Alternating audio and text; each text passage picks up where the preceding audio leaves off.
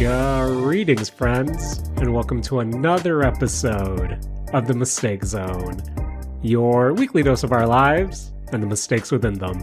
My name is Jaren Wade. Joining me, as always, one of my best friends in the whole wide world, Matt Alba. Hey, Matt. Yo. How are you doing? Jaren, I'm compromised. Jaren. Matt? Uh-huh. I had a burning question for you this week, but I think you're also now coming in hot. So, Matt, how compromised are you?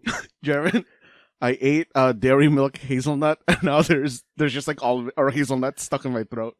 I can feel them. Oh, no, Matt. Matt, don't you have a nice beverage to accompany you during a recording period of the Mistake Zone? You know, just to wash it down. I do have the beverage, Jaren, but it's not working. It's in that... Okay. I guess it's in that weird spot where the water just isn't hitting. Yeah, no, I've been there. Matt, I've been there not only on the Mistake Zone, but many a times when I had to suppress a cough or some sort of throat noise just because I was in a public setting where, you know, making some sort of outburst would have been frowned upon. But Matt, we're here on the Mistake Zone another week. I have to ask, we're now in week 3 of the Jaren Rakush beef, where we both refuse to be on episodes with each other moving forward. Matt, now that it's in the 3rd week of this mistake beef, what's your current stance on Jaren v. Rakush? I mean, you know, it's been kind of rough being in the middle of this. I guess this is what a child of divorce feels like. But, you know, Jaren, does this mean that we're going to have 2 Game of the Year episodes at the end of the year? Matt, this is why I've been secretly recording Vault episodes of Julie, where Matt, don't want to, you know, put you on the spot, but this might be like one of the when we're approaching an anime season finale and the protagonist has to choose a side because that choice is coming up, but that choice isn't this week because another 2-for episode, 3 weeks in a row. This time, me and Matt are here to more so talk about Steam Next Fest games, but not. While on the topic, or at least before we get to the main topic of Steam Next Fest, we've both been playing a game that we actually previously talked about on a Steam Next Fest episode. And that has been Ball Pit. I know this came out recently, published by Devolver Digital. And Matt, I was surprised that this game didn't have that initial 10% off introductory sale that I think, to be honest, I've grown accustomed to with a lot of recent, or at least newer indie releases where you will have that 10% off introductory sale price. But I noticed when I was browsing Steam, saw Ball Pit, it is in a bundle. And as long as you have a copy of Vampire Survivors, you essentially get that 10% discount. And Ball Pit has been something that is really has become that I have a spare 15 minutes. Maybe I'm watching something in the background and I kind of want something, you know, I can easily go back and forth between with. Sometimes that might be, and I'm sorry for saying this, Matt, Ume Musume, but sometimes that may be Ball Pit. And now that we've had some, you know, actual substantial time with the game, the full release. Matt, how are you feeling with your time with the Ball Pit? I mean, I'm enjoying it. I think I am doing the same thing as you, where it's my side game, I guess. You know, like I have a spare 15, 20 minutes here. I'm going to load up Ball Pit. I'm going to, you know, do a run, do a, you know, pinball around the town, which, Jared, I have things to say about that part of it. But I've been enjoying my time. I was initially so coming off of like the demo for it, I like that they incorporate or do the thing where like, oh, your demo progress comes into the game. Or I think a little bit of it did, not all of it, but they bring some of the progress into the game. And I, just as a base, really like this mechanic. Jared, have you unlocked every evolution yet, or no? Honestly, man, I'm still at that point with the game where everything is still pretty new to me. Okay. I don't have... So, I think I've said this before on the Mistake Zone, where with Vampire Survivors, that has become such a behemoth to, I guess, how I approach these type of survivor adjacent games, or these bullet heaven adjacent games, or, these roguelite games within the realm, where since I put so much time into Vampire Survivors, I have this kind of sickness in the head, Matt, where I'm always now trying to find what's the most optimal build. Yes. And I know when we talked about Vampire Survivors in the past, I always said that my favorite part of that game was the start of the game and the mid game, where once I got to end games, Vampire Survivors, and I'm so guilty of this with each new piece of DLC they've released. Regardless of how many characters they've added, how many items they've added, I'm still now kind of funneling into, I need X, Y, and Z. I need these 3 items. I need these 3 weapons. And I'm going to banish everything that isn't that, where I need my optimal meta run. And with Ball Pit now, I'm still in that, early discovery phase of, I don't know a lot of these mechanics, Matt. Like, I've been evolving things, I've been getting evolutions, but I'm still not actually, I don't have a firm grasp of what that mechanic actually is, what triggers it, what triggers a proper evolution, and so forth.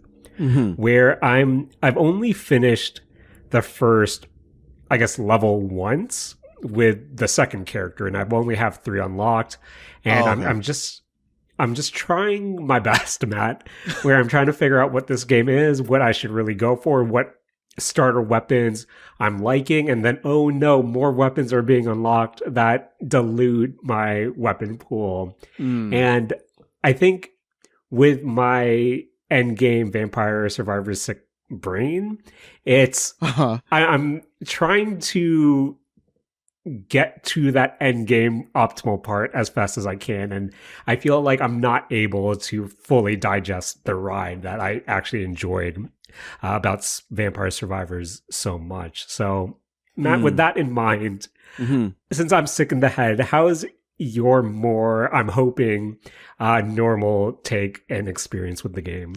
Okay, so I have been enjoying it. To give reference to where I am just missing whatever the last character is, and I think that I've unlocked the last stage.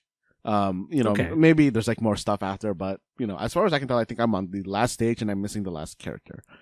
But I've really been enjoying it. The bullet heaviness of this game is hitting really well. I, for the most part, like a lot of the special like balls that you get in this game, and I was I have some issues with some of these items, because I feel like early game, when you don't know what you're doing, some of these items are real traps. Matt, what's a trap? What should I be avoiding? There is, I think, in the early game, when you don't really have a grasp on what you're doing, there's a certain item that makes it so that your balls pass through enemies until they hit the back wall, and then they, will start just bouncing there again. And I thought that sounded really good. There's a lot of appeal in having your ball be able to pass through enemies, and it still damages them when it passes through them. And then, at the back, it's just constantly bouncing, they're getting faster and faster or whatever, and they're doing, more and more damage. The issue there is that it screws you pretty hard on the bosses, because then your balls get trapped and you don't have anything to hit the actual boss with, because they're usually at the front of the wave.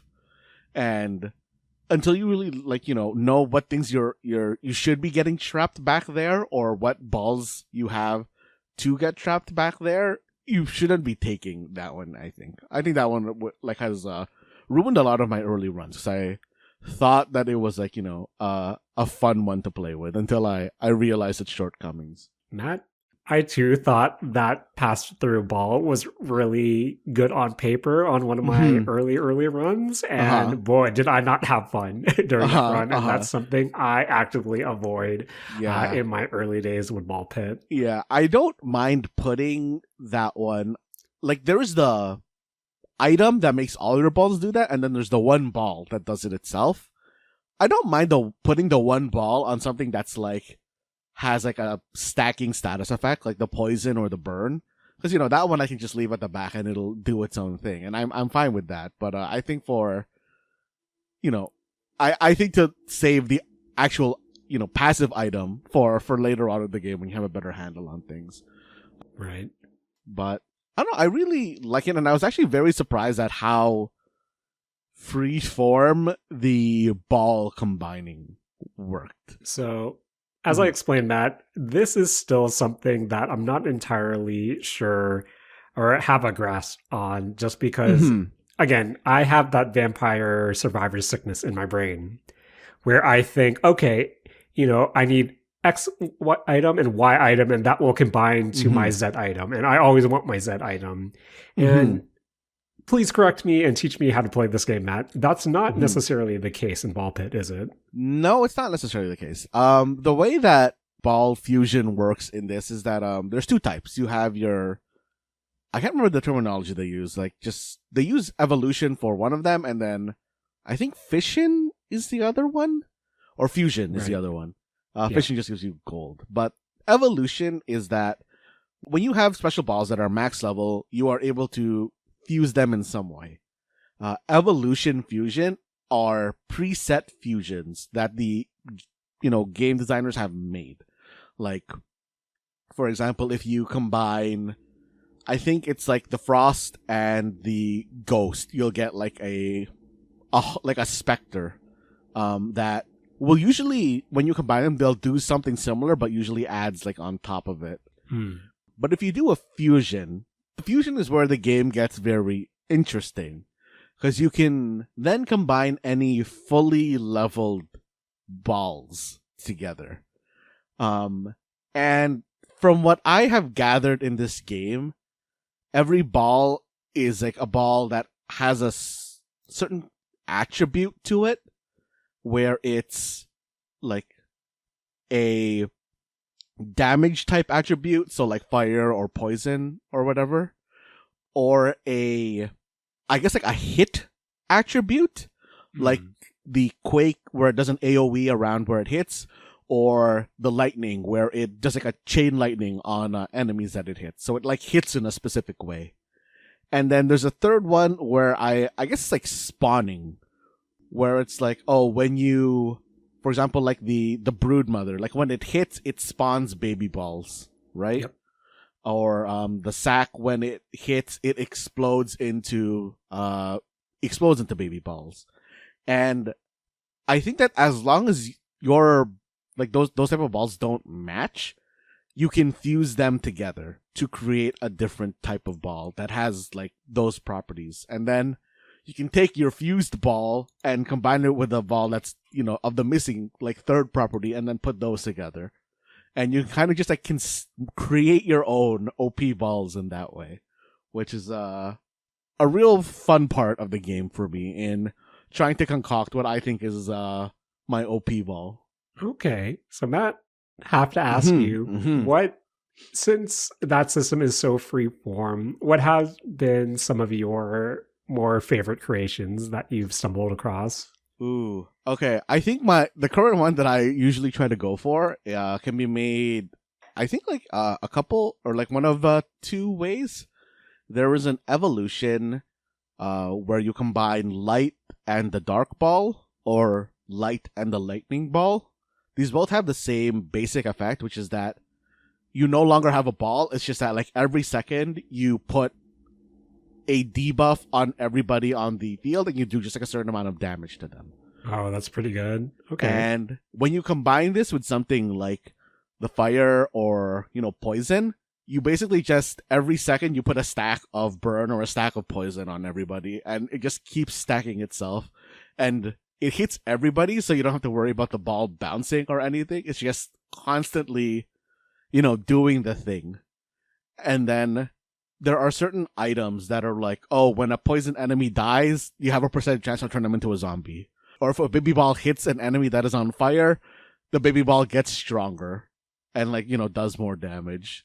And going one of those two routes is usually my go-to when I'm trying to do my builds. Matt, you are talking like a PhD professor right now, just because you are playing a completely different game than I am right now, where when I'm second screening with Ball Pit on my Steam Deck, it's, oh, this sounds pretty interesting. Hopefully I can make it through the first world. But yeah, now that you've explained that, I know you said it last week when you and Rikuch were talking about Let's Play, and you were kind of, one of your pet peeves being people not reading the instructions or doing the tutorials and complaining about the game. Thank you for being the tutorial for Ball Pit, where now I feel like I have a better understanding of what this game is and how I should be, playing around with the evolution system, because from the sounds of it, Matt, that free form aspect of the game really seems like this is where the game really shines, just because kind of in my early times so far, it's, I guess this item sounds cool. Maybe I'll take this ball that damages everything on this row vertically and horizontally. Oh, this isn't doing enough DPS. Oh, my run's done. I guess I'm going to start harvesting everything in my quote unquote farm. And that harvesting aspect of the game is... sorry, Jaren, sorry. I just want to drop one more thing about the main part of the game, I guess. Okay, my apologies, Matt. Lay it on me. Okay, Jaren, this is gonna be like a spoiler-ish thing for the game, but about okay, so while I was playing the game, I kind of sort of was waning on interest in it to a certain point. But Fair. It then introduced a mechanic that I think kind of revitalized what I really it introduced a new mechanic that really revitalized my interest in it, which Jaren, is that this game has a lot of characters. I think it has maybe 15 to 20 characters, I believe. Okay. And there was about halfway through the worlds, you get a building that allows you to bring 2 characters at once. Ooh. And all the characters themselves have their own kind of, for the most part, have their own special thing. Like, one character carries a shield, so you can bounce balls, or one character, one of the starting characters, throws out their balls faster, but they're not, in a straight line anymore. There's other characters they throw their balls from the back. And there's, just a lot of different ways that they kind of play with the system, right? And once they gave you the double characters and that it combines their powers, I don't know, that made it so much more interesting for me, and it made so many of the balls that I thought were kind of useless so much stronger to me, depending on which characters you were bringing in, which I feel like was something that was very much, for me at least, missing in Vampire Survivors.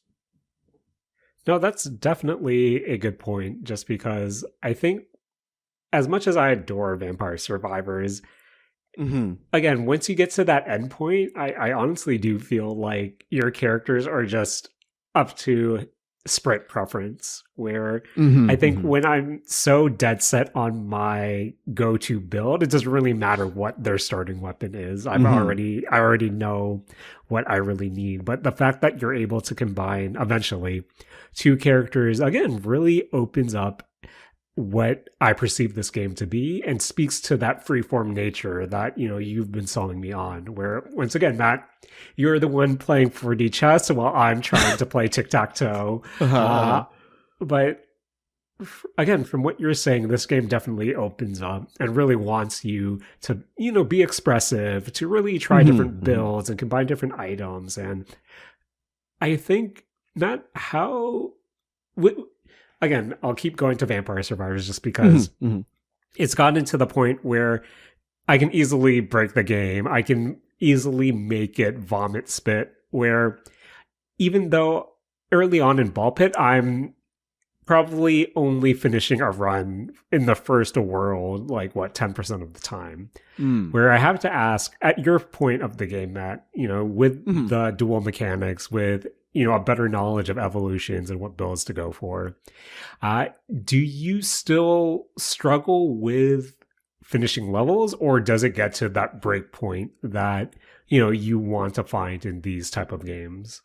I have an issue finishing some of the later levels just because, as levels go up, you need to be outputting more DPS, and I find that if I, can't get my build going, or if I am experimenting, I'm a lot more likely to fail a world, which I think is probably expected. But once you get that good build going, it's a lot easy. It's very easy to clear with almost any of the characters. Okay, that sounds good. Because Matt, so far, not really liking that basic knight guy, the first character you get. I'm hoping that they open up, especially now that I'm aware that you'll eventually get dual characters. But still trucking along, still trying to unlock characters. And as I said earlier, still going back to my home base and flinging guys to gather resources for me. Where, Matt? The resource gathering aspect of this, I feel like from what I've seen in terms of Ball Pit reception, I feel like the resource gathering aspect is, I guess to put it lightly, pretty divisive between some of the people I've seen talking about this game. So Matt, how are you feeling with not necessarily the main component, but still I find substantial component of the game where, what do you think of your post-run resource gathering ability? Okay. I like the mechanic there. In essence, you're just building your own pinball table, and you want your dudes to bounce around and hit the bumpers. That's basically what this is. But I personally wish that I was able to do more of it at once, because I feel like as a mechanic, I don't know what is good here, because this is basically a place where you can kind of rearrange this field of buildings and fields and forests or whatever to optimize your, I guess, resource gathering in terms of how your characters are going to gather, bounce around, and hit the buildings and hit the resources to get you these resources. And I think that this happens too infrequently for me to be able to correctly iterate on what is good and what is bad. Right. That is my big issue with this, is that I can't play this mode enough for me to learn what is proper, or what I should be trying to do with my buildings, or if what I've already done is even worth it. That's definitely how I feel too, where you can spend so much time in theory setting up your pinball table, setting up your base, and then you let it rip, and after 10 seconds, you're done. And every time I've done it so far, I had that same feeling of, is what I'm doing actually correct? Am I getting the most out of this mechanic, out of this feature, out of this mode? And to be honest, Matt, since you're pretty much the tutorial at this point, once you build a building that unlocks you a character, does that building have to stay on the field? Or I don't even get that aspect of it, of what can I keep on the field and what can I start, removing just so I can, put more forest or more wheat or more boulders, where I'm not actually sure what I should be actually building towards once I've unlocked a character. So you don't need to keep the building, in a place where you can hit it. Okay. Until I think later on, when you are using more so the buildings as guides or bumpers, that is when they're useful again. But that's not until, you've unlocked more space. But after that point, all the character buildings, as you level the character up themselves, I think for the most part, every character building gets a thing where they have an AoE around them where it'll do something. Like, this will harvest, forest tiles within like X amount of tiles of it, or this one just like generates money, or, this one causes people to have more experience if their home buildings like beside it. So, like, it slowly adds more and more mechanics to it. And I think like that is where like this more of this optimization problem comes from me, where I want to do this mode more so I can figure out how to do it better, but I'm not getting it often enough that I feel like I'm forgetting everything I learned in the past session. No, I feel that, and I don't know, maybe this defeats the purpose of what it's trying to convey.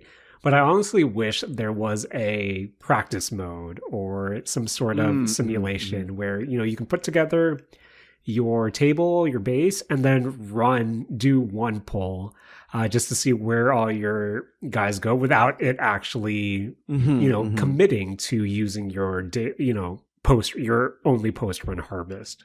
Where I think I like the idea of building your own pinball table, essentially. But at the same time, I'm running into the same issues where I'll set it up, think it's right, do a run, and then realize, nope, this doesn't work at all. I guess I need to play another round so I can try again.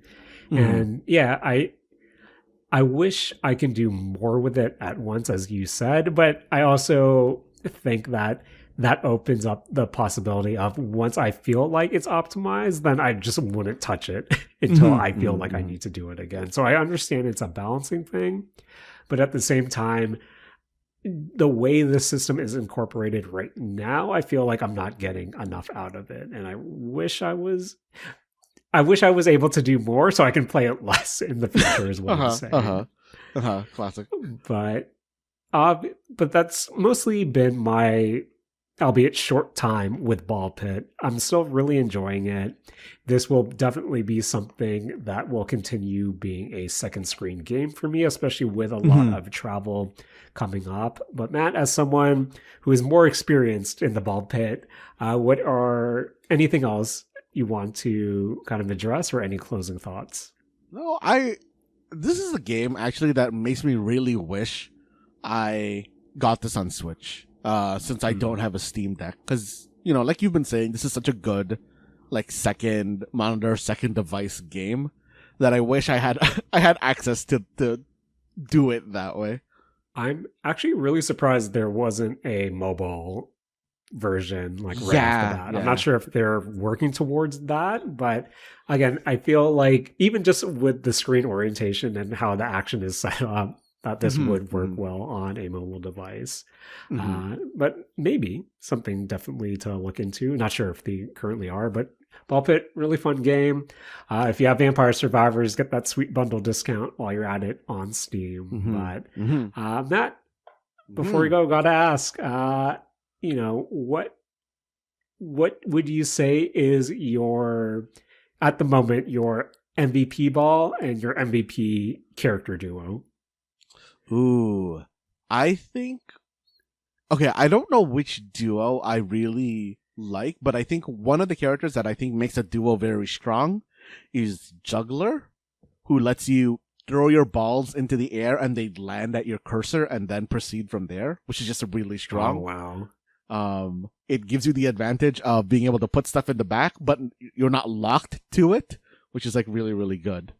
And I think my MVP ball is definitely the light ball, just because of it fuses into a lot of good stuff. Okay, Matt. Now I feel like I've been sleeping on light because I've been sleeping on a lot of the mechanics in this game. So maybe that's definitely something I'll start working towards once I am, second screening this while watching TV. But Matt, speaking about games with balls in them, Matt, we got to get that SEO up because man. Previously we saw the release of Pokemon Legends ZA, and that yes, I coming to you on this week's episode of the Mistake Zone to say we have a copy of Pokemon Legends ZA in our household. Okay. And that copy of Pokemon Legends ZA is being played. But it is being played not by me. And that, of course. My partner has been really into Pokemon Legends ZA. And I'll admit, I've been trying to, when she's out and about, I've been trying to sneak some gameplay sessions, just so I can come to you and tell you about my adventures in Pokemon Legends ZA. But every time I pick up our Nintendo Switch 2 and I'll wake it up, Matt,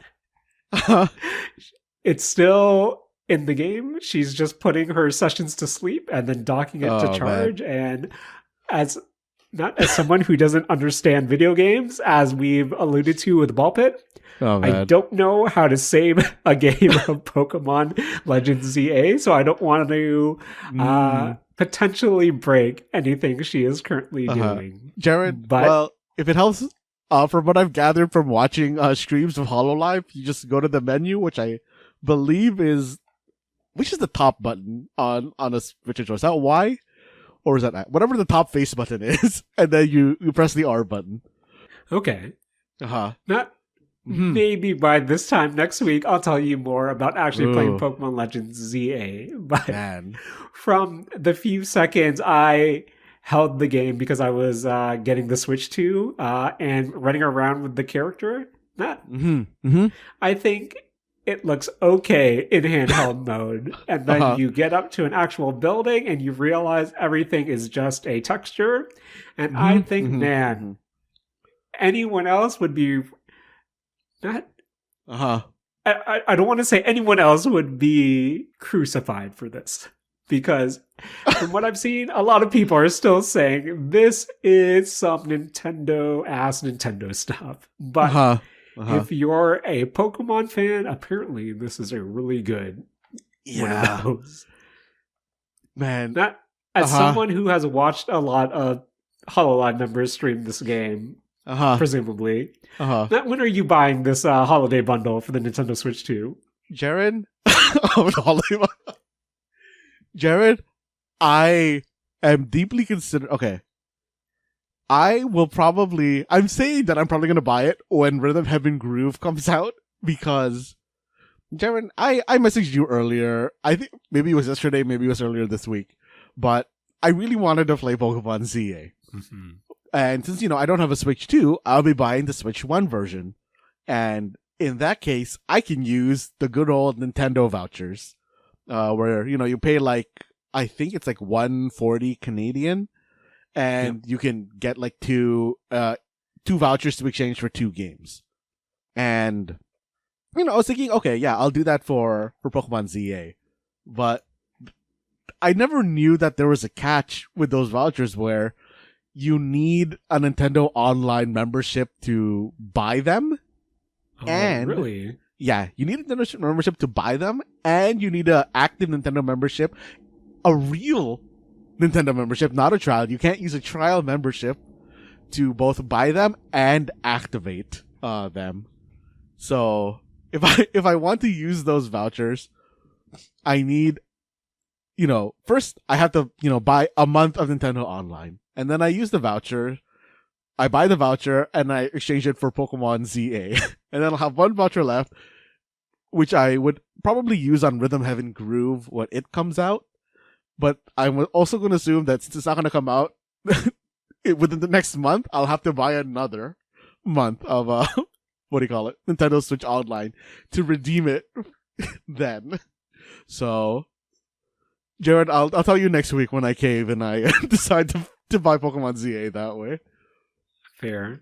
Matt, you just reminded me that, one, I'm still part of a Nintendo Switch family plan, so maybe that's why I was able to buy a voucher yesteryear for Tears of the Kingdom. And 2, I realized that I used my second voucher on, what was it, Xenoblade? The third one, I guess? What's more likely? A remastered Switch 2 version or upgrade of that Xenoblade game, or me playing that Xenoblade game? Jared, I don't think you're going to play that Xenoblade game at all. So I don't think the remastered like Switch 2 version is gonna matter for you. I'm actually surprised that Xenoblade doesn't have a Switch 2 version, to be honest. There was Xenoblade Chronicles 3, I believe, was the one I bought, and then there was the something more recent that was, I believe, a re-release. But I brought the third one, which I believe also has a roguelite DLC that I should look into if I ever play it, which I probably won't. Man. But Matt, speaking about roguelites, if there was one word to describe the amount of, or the kinds of Steam Next Fest demos I played this year, or at least this latest Steam Next Fest, which I believe, Matt, for the most part, these are seasonal at this point, I believe. Yeah. I think so. They happen multiple times a year, and let's just say this latest Steam Next Fest we'll call fall 2025. Not a lot of roguelites, and I feel like as one of the people here on the Mistake Zone who has been a vocal defender, a vocal enjoyer of roguelites, Matt, I feel like I'm reaching that breaking point, but I haven't reached that breaking point yet. But I have reached that point where there was a lot of demos I wanted to try this time around, but unfortunately, just don't have enough time for it. I'm still on that Silent Hill F train, and I believe in our vault right now there will be some discussions on that, and you'll see why I'm still on this train. But until then, I want to shout out some of the titles that I downloaded but didn't get to play yet. Honestly, Matt, who knows if I'll ever play. But I did want to check out Humora Hime, The Fable, Manga Builder Roguelike, Million Depth, Motor Slice, Don't Stop Girly Pop, Seal Chain, Call of Blood, Dodori, and Odd Town. Didn't get to them this time around, but maybe if these demos still work, I might get to them eventually. But Matt, I'm looking at your list right now, and you actually played one of those games that I didn't get to check out. So I guess to start things off, Matt, what is and how was Dodori? So Dodori is a rhythm game. Jaren, I ended up playing, I think half of my list is actually some sort of rhythm game, now that I'm looking at them. But Dodori is one of those rhythm games. It is half life sim, half rhythm game. Okay. Jaren, I'll be honest, I don't care much for the life sim part, but it is basically the Korean high school girls are getting ready to perform a music recital. That's basically what the story is there. And you're, walking around and collecting. It's like a collect-a-thon type thing where you can just talk to NPCs there and do that stuff. But Jaren, that's not what I'm here for. I'm here to play rhythm game. And I enjoyed this rhythm game. This is a 2-button rhythm game where it is I guess the way that this game works is that you have I don't know what games also do this, but I know I've seen some. It's not exactly like Gitaru Man type note chart. I'm not really sure what they call it here, but you basically have a square or a hexagon or some basic shape that kind of aligns up with the time signature of the song, and there's going to be beats showing up on it, and it has your standard things just tap, hold, or press both buttons at the same time type I guess notes that you need to hit. And there is basically just a marker that's going along this shape that tells you, when it overlaps with the thing, you hit it. It's very basic in terms of how that works, but it plays very well. It, while you are only tapping one of 2 buttons, the way that the kind of visual spectacle works is actually really nice. While I'm saying that it only shows you this triangle or square or whatever, there will be points where the shapes will overlap and then it'll move to a different shape, and it's kind of just like drawing on screen, and you're kind of just like following along visually. And while it is very simple, it is a very fun, like, what do you call it? I guess rhythm game, kind of like in the same like way that even though it looks simple, it's very fun for what's it, like a dance of ice and fire, okay, like that right, sort of right. thing. But yeah, like it's very simple. It, I think, knows what it needs to be. The music is, I think, the music itself isn't really all that crazy. I think these are kind of just like kind of generic-y sounding beats, because they are kind of following whatever instruments the girls in the band are playing. So it is like a lot of just like you're hitting on pianos, flutes, trumpets, like that sort of thing. It is all very not necessarily wind instrument-y, but like light music band type music. Okay, I'm looking at the screenshots right now, Matt, and I do see that highway adjacent rhythm aspect to it, but I'm also looking at more stylized, what looks to be rhythm heaven adjacent screenshots as well. Is there a rhythm heaven aspect to this game? I saw that as well. I didn't run into it. I don't know if it's just not in the demo or if maybe like, because I didn't play too far into the story. Mostly what I did is that they had the story stuff and they had the, I guess, like, you pick a song from this list and you play it type mode, and that is where I spent a majority of my time for this. So Fair. Maybe this rhythm heaven part is more so in the story. Okay, or definitely something to look to. But Matt, one more question. I'm on the Dodori Steam store page, and Matt, it tells me that this game is similar to games I've played before. Okay, and those games are Street Fighter 6 and Dragon Ball Fighters. Matt, is this, from what you've played, is this game similar to Street Fighter 6 and Dragon Ball Fighters? Jared. What are fighting games if not, games of rhythm, right? To tap out intricate sequences, to beat the game. Fair. That is definitely fair. But Matt, while we're on the topic of rhythm games that we've played during Steam Next Fest, there is one game that we've both checked out, and that is Yunyun Syndrome Rhythm Psychosis. And Matt, when I first started this up, I was getting some really big, needy streamer overload vibes, aesthetic from it, and didn't realize that this was developed in part by Alliance Arts and published by Alliance Arts, who also worked on Needy Streamer Overload in some capacity as well. And when I was going through the song list, I believe there's also a song from Needy Streamer Overload available for you to play. But Matt, Yunyun Syndrome Rhythm Psychosis is definitely a game that, to me personally, oozes a lot of style. Yes. And at the same time, I'm not exactly sure what's happening in the story aspect around it. But when you get to the rhythm game, it is a pretty basic, at least 4 buttons, 1 note highway, and you just tapping along to it, everything. And I think when it comes to the actual rhythm portion of this game, it's not bad. I really enjoy it.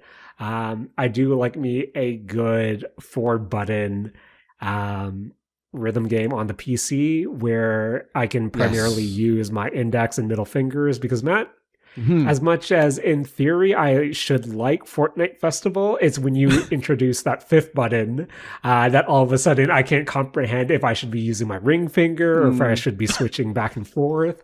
But when I'm still using my trusty index and middle fingers on both hands, that's a good time. Oh man, Jaren, I'm glad that you can control it with your index fingers and ring fingers, because I don't know, I just couldn't do it for some reason, Jaren. And what I ended up doing was doing the classic. I mapped the 4 notes to F1 through F4, and I just carried it like a Guitar Hero controller. So good, Matt. So maybe I should be doing that for Fortnite Festival. But Matt, How did you feel about the rhythm aspects of Yunyun Syndrome? I mean, I think it's very basic. I like how clean like it or how readable it is. Because I feel like for a lot of indie rhythm games, there's like a pretty like likely chance that they have a very messy highway, and I thought that this one was like particularly clean for what it is. But I think kind of looking at the game as a whole, that is to be expected because the production value of this game is like way higher than I thought it. I would have expected it to be. Right. But I think that this is very much a, what do you call it? I guess an experience before it's a rhythm game, if that makes sense. Right. Yes. Because again, I said this does ooze a specific style, but I can also admit if you're not into this game's aesthetic, I feel like it can be really overwhelming because it is really in your face. Yes, yes. Matt, I don't actually understand what's happening in the actual quote-unquote story, or at least everything around the rhythm aspect.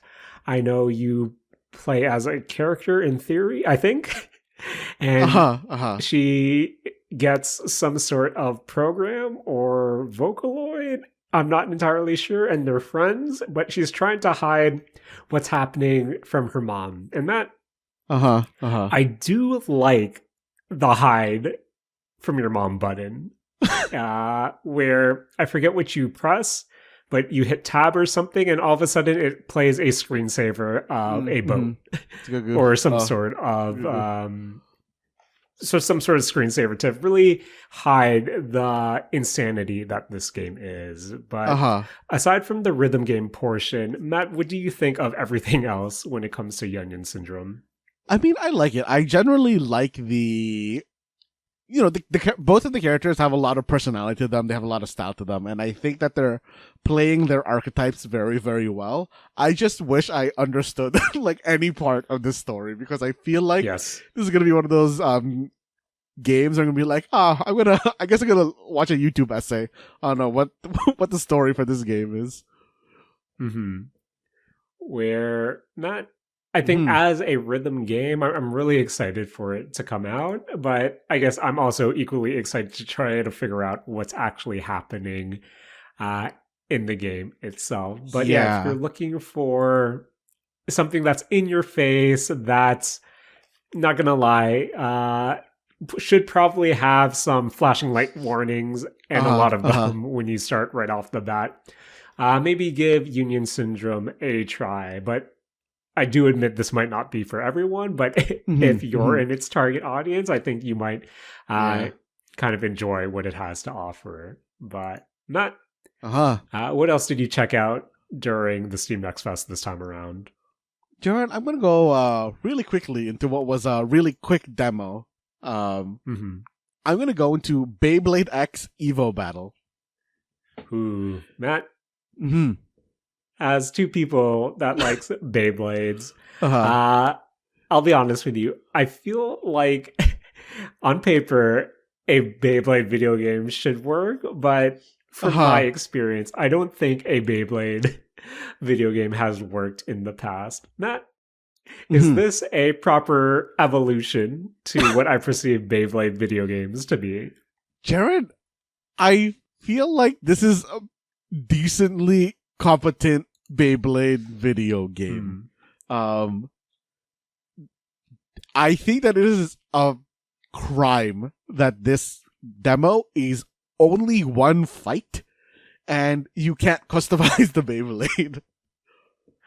I feel like you're really not selling what you're trying to sell properly with this demo. Yeah, the demo, okay, straight up, this demo, I think, for what it is not good at explaining what this game is. Because, like I said, you don't get to customize a Beyblade. All you really do in this demo is you pick a Beyblade and then you do a best out of 5 match, I think.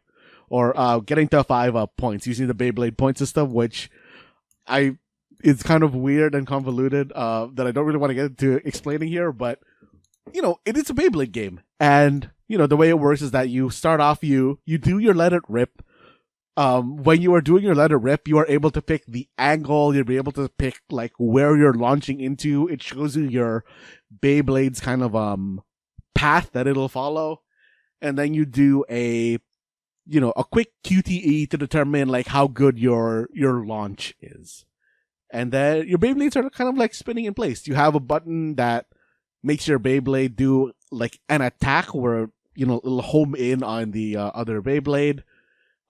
You also have a button to do a counter for when the enemy Beyblade comes to hit you, and then you'll do like a clash with a quick time event to do more or mitigate damage.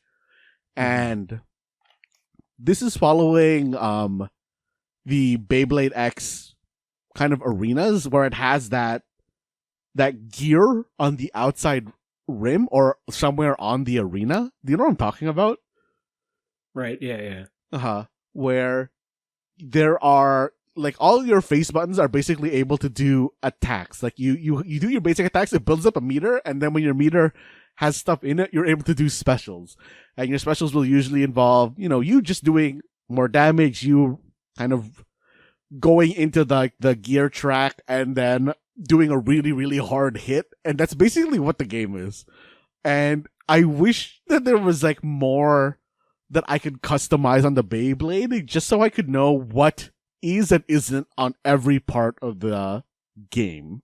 Or on the, like what's hard set on the attack list and what isn't. Matt? From the way you're describing this, I feel like if I were to go to the store page, it should say similar to games you've played, Street Fighter 6 and Dragon Ball Fighter Z, where this sounds, in theory, a lot more competent than I thought it would be. And when I think of Beyblade games in my head, it's customize your Beyblade, you let it rip, and let fate decide what happens. Where this sounds like a fighting game. I think that this is like a decently competent, game. And I just wish that I had more of an understanding on what is actually, within my control and what isn't. Cause like I just feel like there wasn't enough explained to me in this game. It was almost like I didn't, come out of this game or this demo knowing any more than what I knew prior to. Fair. But Matt, is this something that will stay on your wish list and potentially check out when it comes out, assuming it is less than $80? Oh man, Jared, this game is almost for sure gonna launch at $79.99, and I am not gonna play it at that price. But it is gonna exist on my wish list until probably like 4 years from now when it drops to like a 70-80% discount. Matt, one day we'll own Gundam Breakers 4 at a reasonable price. Oh man, day. Jared, like when I see like on Gundam Breaker, it's like, oh yo, it's like a 40% discount, but this game was like $90 to begin with, so it's still like $60 or something. It makes me tilt. That's a crime. That's a crime. And we've strayed too far away from the light. But Matt, speaking about Steam Next Fest demos that that at least I wish I had a better grasp of what was happening. But similar to Beyblade, on paper, I think I want to like queue up. Not after my 20 or so minutes with queue up, I'm not actually sure if this is a actual multiplayer game or if the satire is too much for my baby small brain. Where not queue up, from what I understand, and albeit if it wasn't clear throughout this episode, I don't understand much. I'm actually a really dumb boy. But queue up to me seems like a competitive coin flipper game. Yes. But I'm not actually sure if I'm actually queuing up against other people because it's making me feel like I actually am. But I believe that you are actually queuing up against other real-ass people. So Matt, right off the rip, when you start off this game, it gives you your input settings. And then there's your inverted zoom, your mouse sensitivity, and then the second option is whale sensitivity. And already right off the bat, I'm not sure what's actually happening in this game, what is real and what is for show. But all I know is I'm able to queue up. Actually, I can invite some friends to queue up. And then I'll watch 5 coins flip. And more often than not, I've been losing those coin flips. So I'm actually not sure what's happening. And I think there are skill trees, but I don't actually know how to buy my skills, let alone if the skills are actually helping me. But as the professional gamer of the two, Matt, are you at home in queue up? I feel like I want to like this game because from what I've gathered, this is purely a game of optimization. It is purely a game about score chasing. While you are, doing these real matches of who can get 3 or 5 of their symbol to come up on the coin, that is secondary. What you're really doing is setting up your character's skill trees and their abilities to maximize the points that you're getting from these coin flips, regardless of if you win or lose. It is all about just making a number go up, from what I can tell. And Matt, I feel like I should like that in theory. But I'm not sure if I'm not only doing it right, but if it's real. Matt, queue up feels like this should be one of the realest games. But at the same time, if you told me I wasn't actually queuing up against other people, I would believe you. But if you're telling me I am queuing up against other people, Matt, I also believe you. So, Matt, at its core, even though you've explained this is all about building up your skill tree, at its core, we're flipping coins. What do you think of the coin flipping animation? Jared, I think the coin flipping animation takes too long. for how actually irrelevant the coin flipping is. Once you realize what you're doing in this game, the coin flipping animation takes too long. That's fair, Matt. I need to go faster. Is fair. But I don't know. It's interesting. This is about, hey, lining up your skills so that all your triggers trigger good things, or getting stuff from the shop that makes your stuff, better. And it's almost like a roguelike, but it's not a roguelike. It's just long-term. It's just a normal game. What am I talking about? Our brains are rotted, Matt. Our brains are rotted. Oh, man. But I don't know. It's interesting. I want to push further into this game, but I feel like the skill, the drip at which I get skills is too slow and not interesting to me, that I don't want to keep pushing into this game. And fair. I don't see why you would actually want to queue in this game, because while you are facing real people in this game, you can turn that off and you don't have to sit through the matchmaking, which is just a waste of 12 seconds of time. And forget about efficiency like this. I don't know why you would sit through that. Fair. But let's queue up. This game, despite not being a horror game, this broke my mind. But Matt, speaking about horror games, there's one demo in particular I've been going back and forth between. And I think I was able to get the 4 achievements that it has, because this is one of those demos with 4 achievements. Nice. In my 40 minutes of playtime. And the reason I want to stress that it's 40 minutes, give or take, for the demo is to give you a understanding of where I'm coming from with this game, with this demo in particular. I'm going to kind of go through all the major story beats that happens here. But the game I'm talking about is Welcome to Dolltown. And I first came across this game on TikTok because, Matt, I'm scrolling. Arguably, I'm doom scrolling. I'm rotting my brain, and I'm getting fed from the algo, and I see this, PS1 inspired horror game where I'm seeing this, schoolgirl walking in a foggy town. Stop me if you've heard that before. And then she's approaching this, doll mannequin creature. And all of a sudden, our protagonist, our main heroine, walks up to this mannequin that's approaching her, and she starts throwing hands, Matt. She slugs the mannequin goes down, and all of a sudden, she starts doing the Gundam style dance. And that, I thought, okay, we're in a realm of, scary movie takes on the horror genre. Where Matt, I love the scary movie franchise. I like me a good parody of what a horror game is. And if you're telling me that I can go into a creepy foggy town and start throwing hands and then start emoting on the monsters I'm beating up, sign me up, Matt. And then, now that this is in my algo, I keep scrolling, and then I see another video from the same game, Welcome to Dolltown. This time, a mannequin downs our heroine, and then they start doing the gritty on her. And that, I think, okay, we're in for a good time. So when I saw that the demo was available during the Steam Next Fest, I thought, okay, I'm going to give it a try. I'm going to throw hands. I'm going to emote. It's going to be a good time.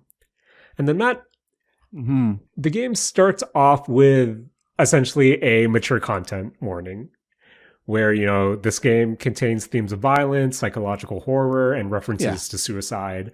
And Matt, if you look at the game's store page, you don't see any of the throwing hands. You don't see any of the emoting where, the game, just tells you play as Yumi, a student who takes a part-time job in a town's only convenience store, unknowingly stepping into a nightmare that refuses to stay buried. And I feel like this demo is at odds with itself because on paper, I think that the themes and story tropes that they're exploring, they're doing some really interesting things just because this demo is kind of broken up into 3 sections. You play as Yumi in the foggy doll town, and you're trying to get acquainted with this place that she's working in. And then she meets this other girl who kind of tells Yumi about, hey, this town is just full of doll mannequins. It has this really big secret. Come here, look at the school. You see this girl standing on the building? That's my sister. Or, the doll that my dad created of my sister in memory of the fact that this is where she jumped off and killed herself. And if you want to learn more, go to my house and you'll find the whole story. And remember, the passcode to our gate is 58008. Where, Matt, I just got that. This game, I feel like, is trying to tell an actual story. But at the same time, we have Yumi, who's able to do Fortnite dances, who's able to throw hands, who the first time she kills someone, a mannequin who tried to attack her, she says, "What the fuck is that?" Where, I don't know where this game is going because one of the ways they tell the story is you switching to other characters and kind of seeing their perspective, seeing what happened in this town, where one of the aspects of the demo is you play as that girl's sister's girlfriend, and they're playing hide and seek. She hides in a freezer, and all of a sudden that freezer gets locked. And then another part of the game is you actually play as their father, who has to traverse a graveyard because he wants to find where his daughter's buried to kind of take some remains, because in his head, he wants to kind of bring her back to life. And once you find those remains and you're walking out of the graveyard, it really does this thing of him having this emotional toll on him. All these words are flashing across the screen. You're hearing screams of, I believe it's the daughter just wanting to rest. And it's actually really heavy stuff. But then on the flip side, the code to their house is boobs, and not.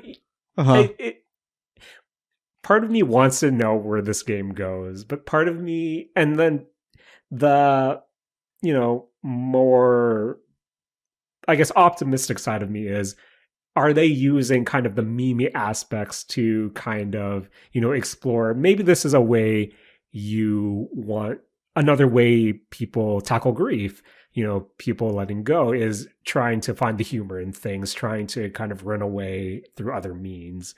Or is this just an attempt to kind of go viral in a way while still trying to present your more serious story? Where I think for the most part, it plays pretty well. There's some rough aspects of the overworld in this doll town where, I might go up to a building and I'm seeing like trees clipping through it, or it's not actually a building. You can just see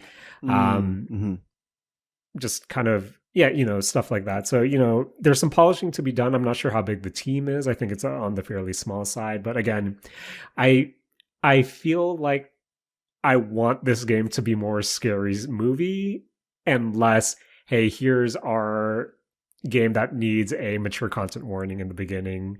Hey, this deals with suicide, this deals with bullying, this deals with violence, but also here's our girl Yumi, who's also a meme lord. So I don't know. Welcome to Dolltown is one that I'm going to continue to follow.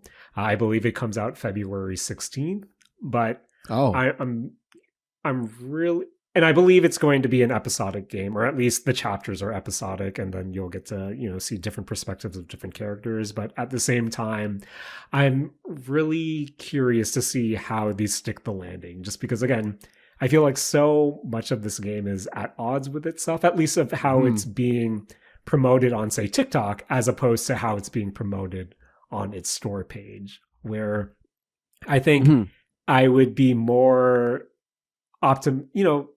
more positive on it if it was strictly in one of the two realms. If this was playing for a more, retro PS1 horror game, or if it was going to that scary movie direction, which, both could work, but when they're kind of both mashed together, that makes me curious just to see where it lands, just because Matt, it's jarring when you're 1 minute your protagonist is being a meme lord, and the next you're honestly going through a father's trauma about losing their daughter. So yeah, that's something I'm going to keep an eye on, and hopefully I wish them the best. But yeah, that's Welcome to Dolltown. I'm not sure if that might be for everyone, but hopefully it is something when it does come out.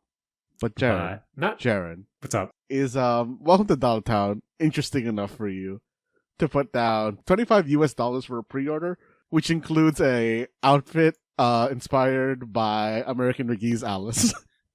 The whole time I was trying to wrap my head around my 40 minutes with Welcome to Dolltown.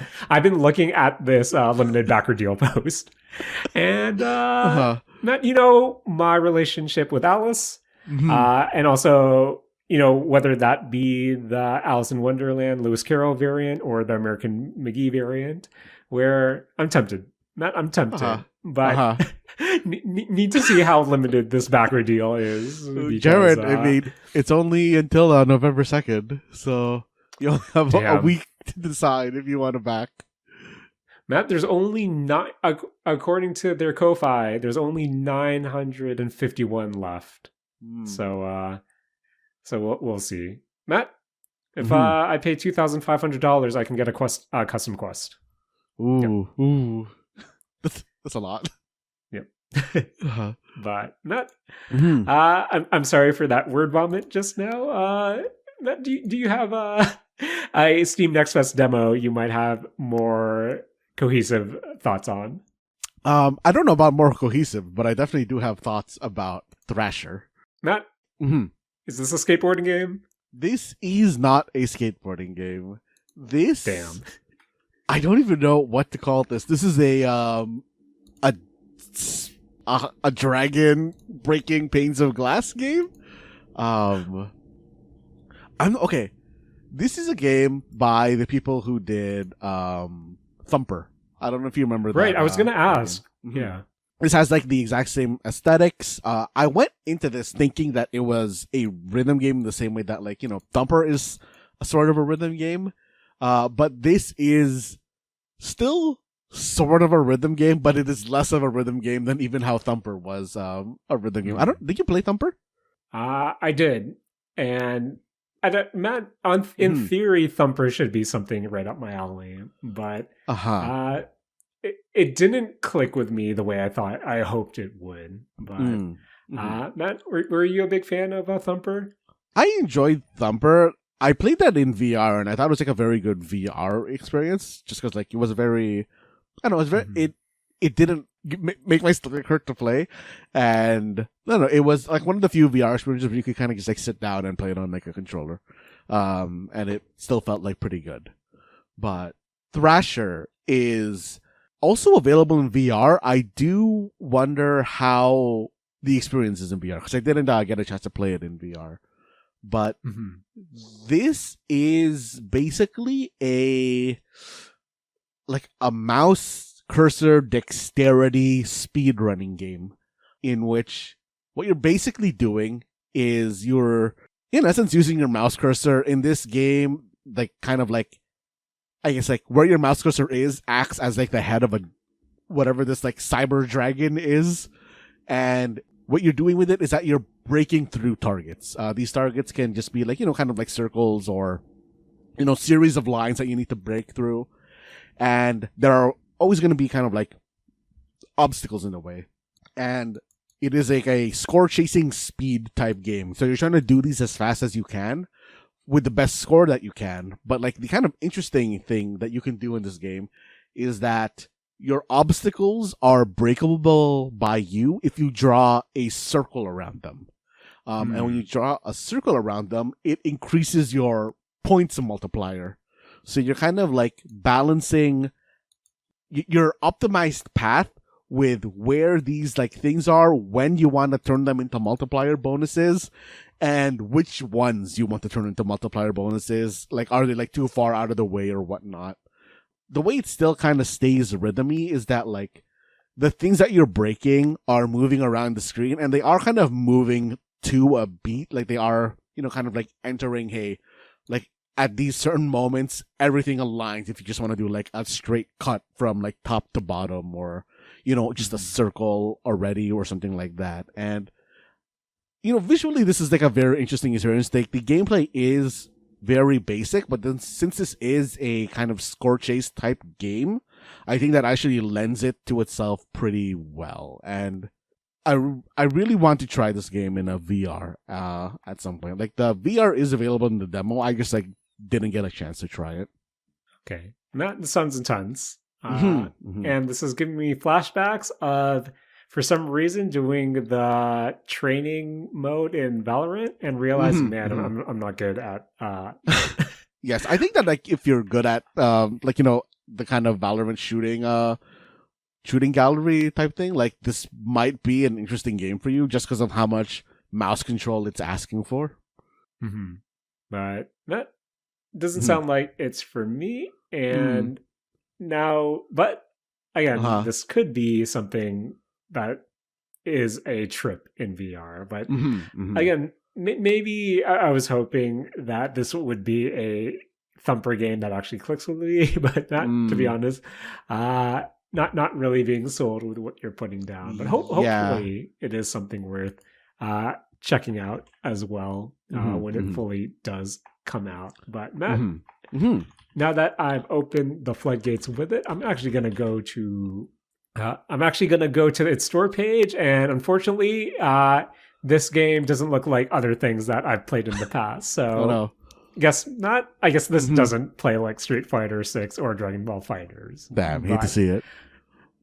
Matt, if I were to go to this next demo I tried's page, there's a high chance that it might actually be similar to Street Fighter 6 and Dragon Ball Fighters. And I did check out the demo of Marvel Cosmic Invasion, which is this has been something we've talked about in the past just because it has shown up on a lot of different showcases, whether it be, directs or, Sony State of Plays or Xbox showcases.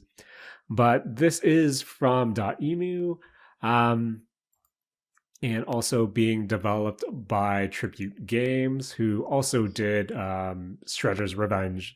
I think one of their more recent titles. But yeah, this is the upcoming Marvel beat 'em up game.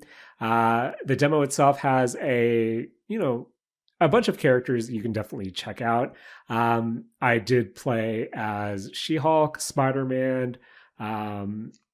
Who else did I play as? A Wolverine and Venom and Matt. I think what I do like about this game is you get to pick 2 heroes to bring into battle with you.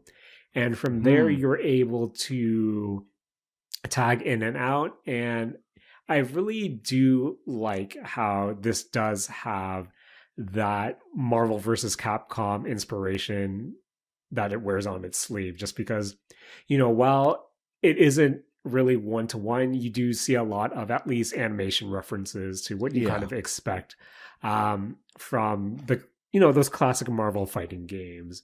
And as someone who likes fighting games in theory, but execution-wise might not necessarily be for me, I do like how just the basic combat feels good. You have your light attack, your more heavy attack, and then you also have like a movement button, and that can either be a parry or a dodge or something, or Storm, I believe she yells, and I'm not sure what that actually does for her movement, but it could be a counter for all I know. Oh, I see. But it does feel good.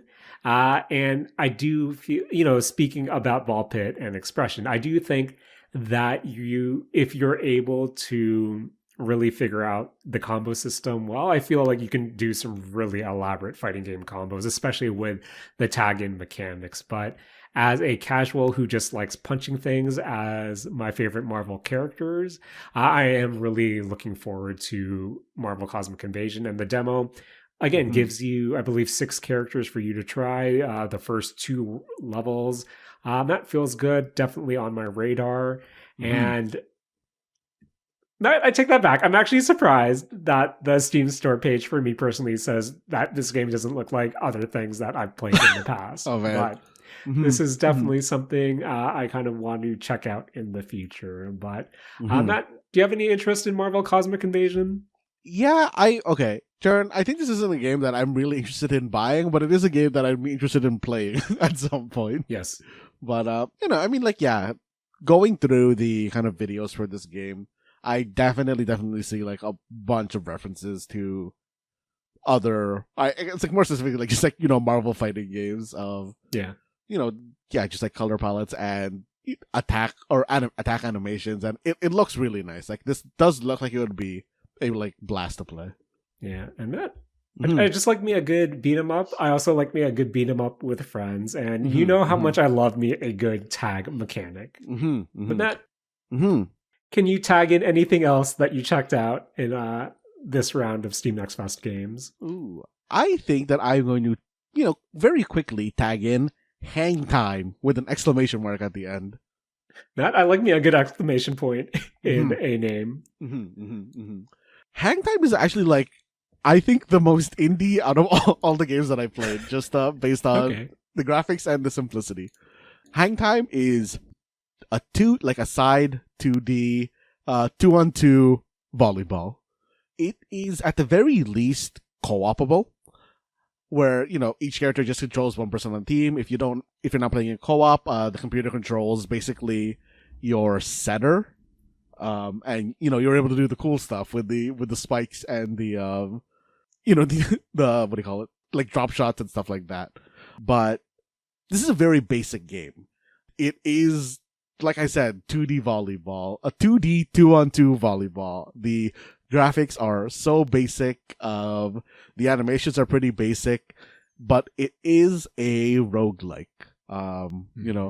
whenever you beat another team, you basically just get roguelike-esque power-ups. Like, you can choose from 3 things, like, oh, you can make your serve better, you can make your blocks better, you can make your power better. Like, it's very minor stuff like that. But the base gameplay, I think, is very interesting. It almost reminded me a lot of, like, the kind of fun I had with Towerfall. Like, it is a very basic game, but it plays well.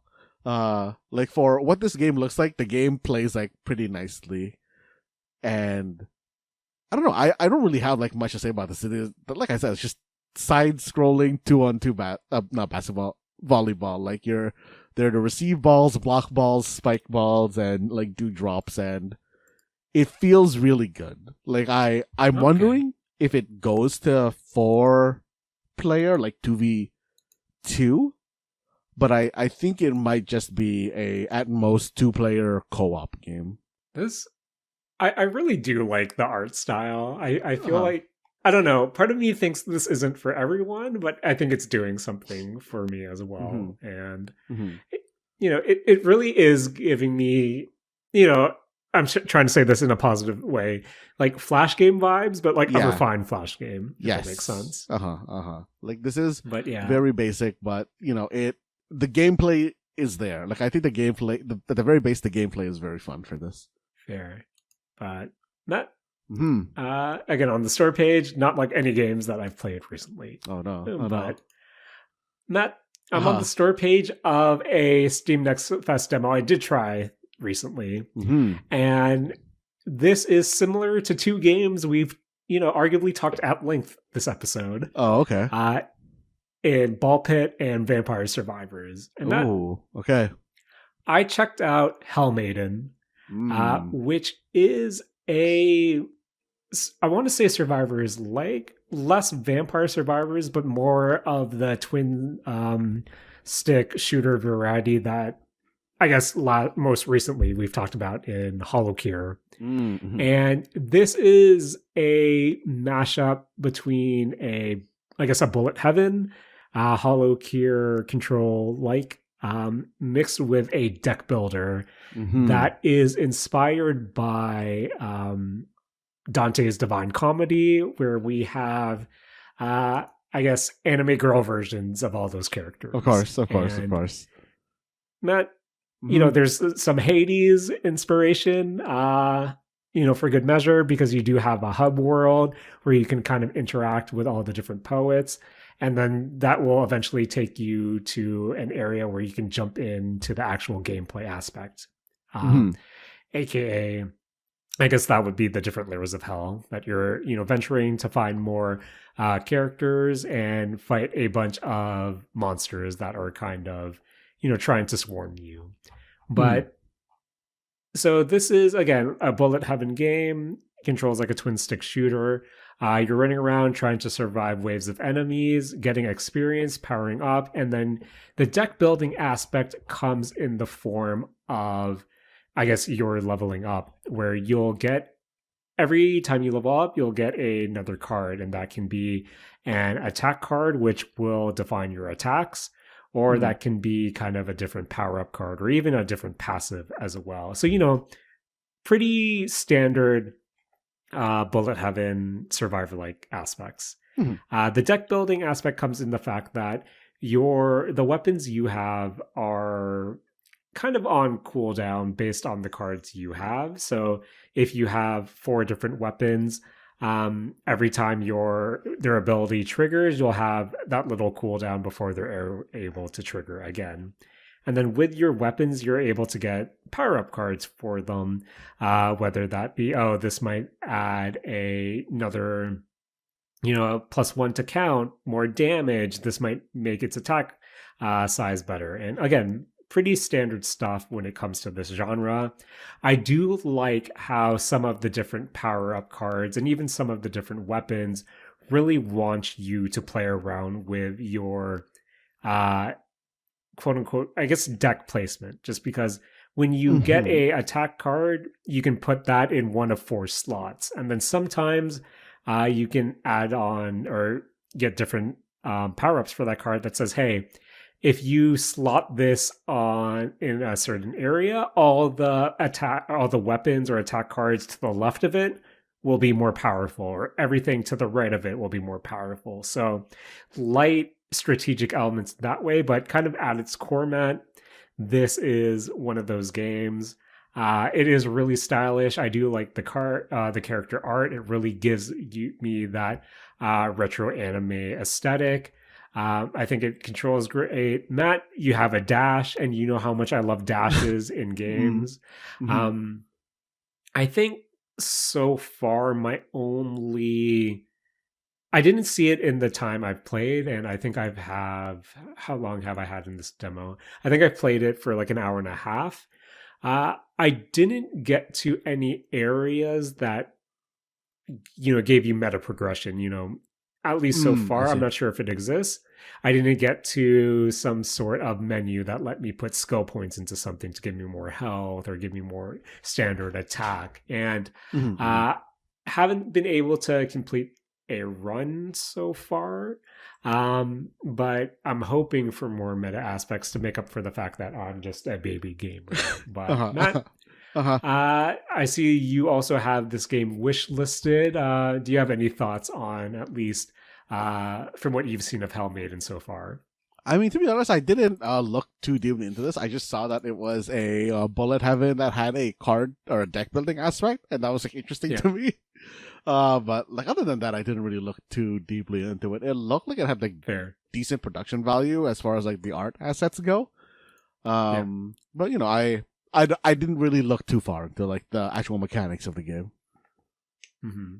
Where me, man, I like me a good deck building game, but I don't think this is deck building in a traditional sense. I think the cards themselves are just a more stylized version of you picking power-ups. I do like how you can kind of fuse them together to become more powerful, and of course the placement things, but it's not what I perceive a deck building roguelike to be. But this is more so just purely for production. But at its core, this is a good one of those.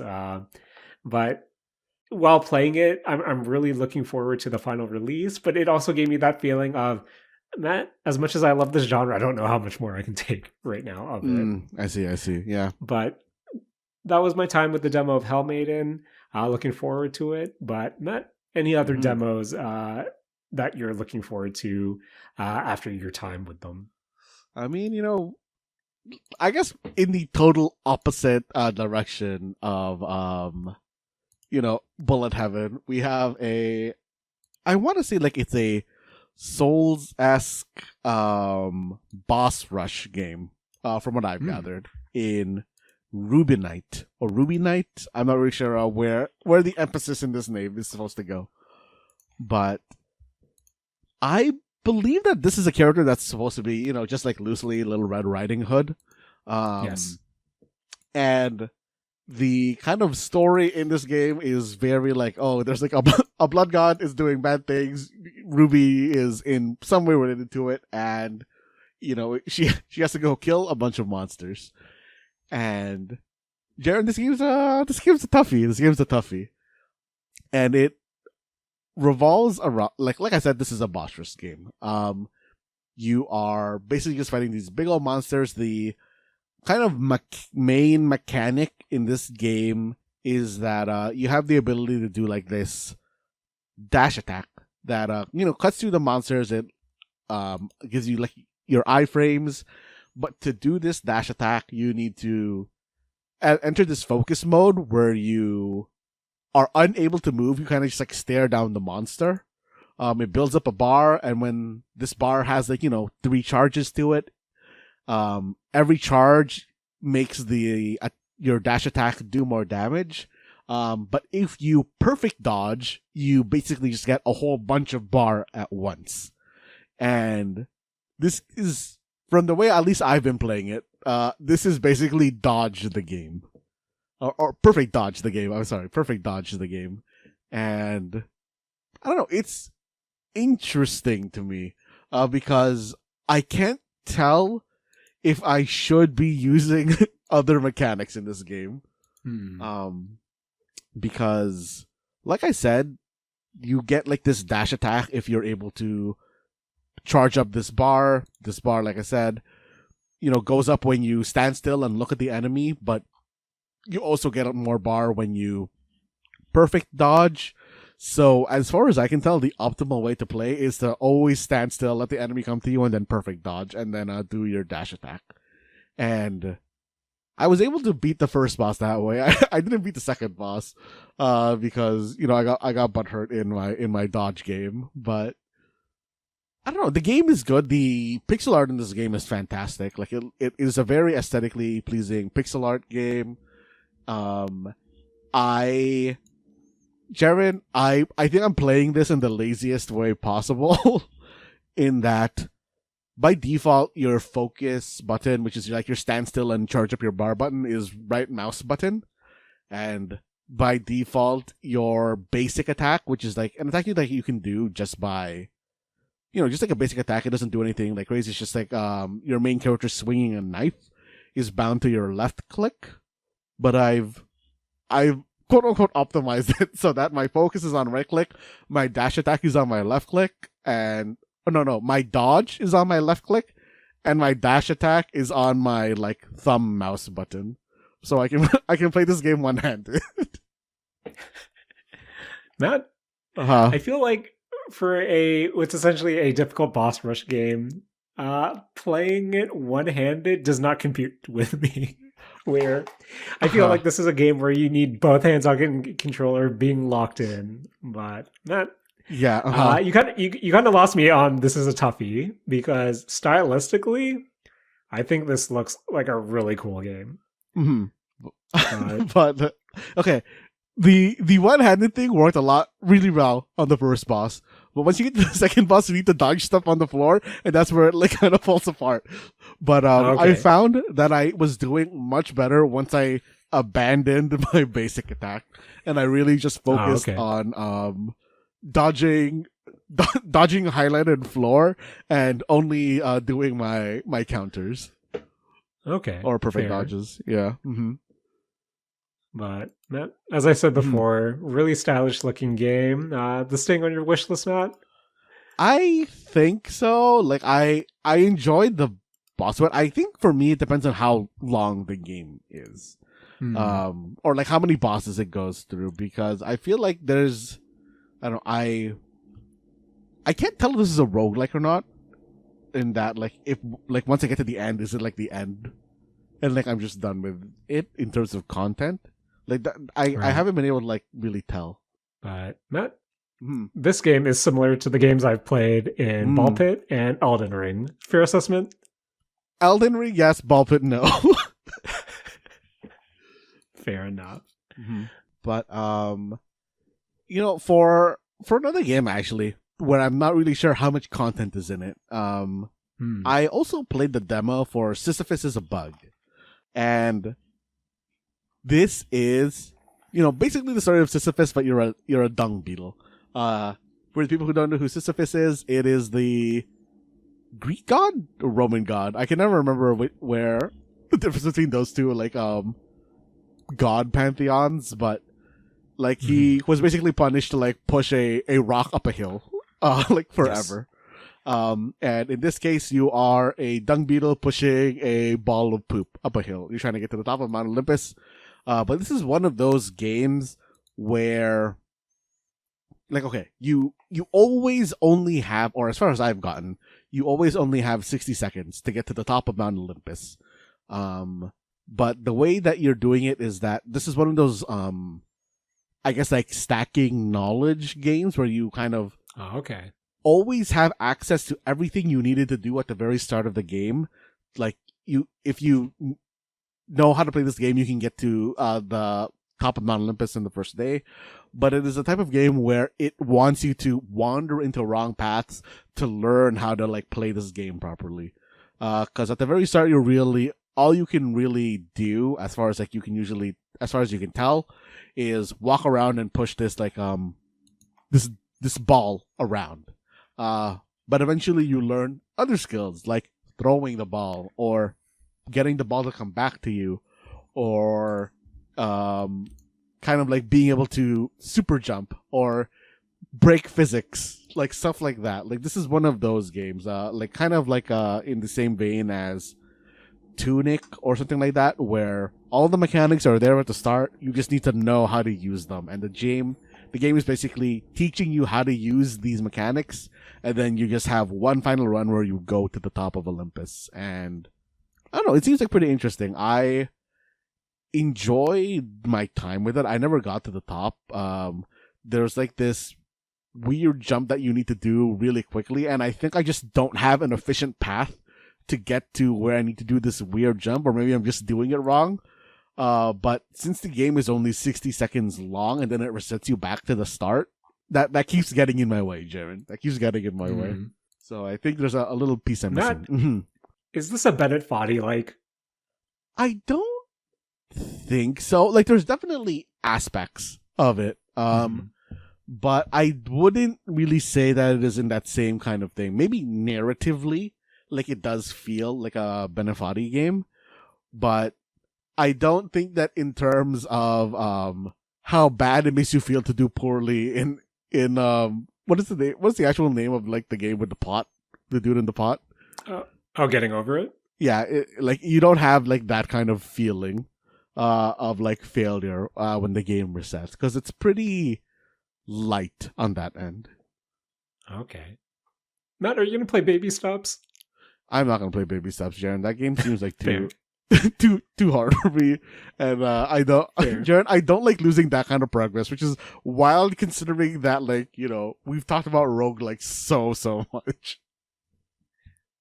Matt, I think a good roguelite, you'll get some sort of progress after it, but as much as I want to play Baby Steps, especially with what I've been hearing about it narratively, I'm bad at video games, Matt.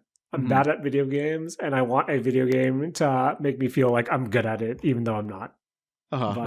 Matt, speaking about a video game that at least makes me feel like I'm good at it, the final demo that I checked out during this wave of Steam Next Fest is, I believe, a game you've also checked out as well. And Matt, I'm on the store page of Anthem number 9 right now. Yes. And I'm scrolling to the very bottom, and there's a little blurb here about the game creator, Koeda. I'm not... Okay. Let me know if this resonates with you in any way. Game creator Koeda, profile. A game creator who began working in 2021. Has no experience in the industry and isn't a programmer. But unable to give up on his dreams of game development, he picked up a beginner's guide past the age of 30 and worked tirelessly. He didn't know left from right, but he had the passion to keep going. He was also proactive about presenting at events.